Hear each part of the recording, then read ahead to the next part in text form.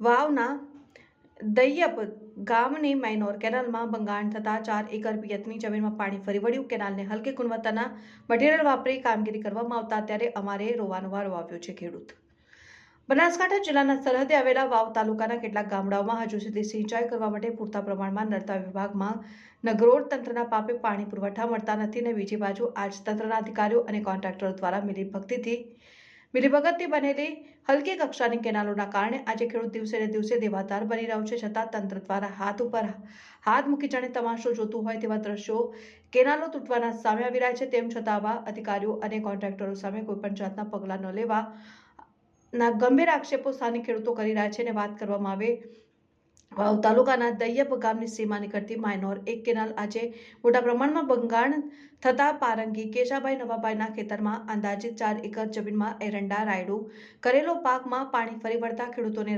રાતા પાણી રોવાનો વારો આવ્યો છે। જોકે ખેડૂત દ્વારા એવા પણ આક્ષેપો કરવામાં આવ્યા છે કે આ કેનાલ ઉપર નથી તો કોઈ અધિકારીઓ કેનાલની કોઈ તપાસ નથી કે નથી કોઈ ત્યાં રહેતા માણસો આની નોંધ લેતા અત્યારે અમારે ખેતરની અંદર અગાઉ પણ આગળ એક ગાબડું પડેલું છે જેમાં નર્મદા વિભાગના અધિકારીઓને કોન્ટ્રાક્ટરોની મિલીભગતને કારણે હલકી કક્ષાનું મટીરીયલ વાપરી કેનાલનું રિપેરિંગ કરાયું હતું। ત્યારે આ ફરીવાર અમારા ખેતરમાં નીચે હલકી કક્ષાનું તળિયું બનાવેલ હોવાથી તળિયાની અંદર ભંગાર થતા અત્યારે અમારા ખેતર જળબંબાકાર બની ગયા છે।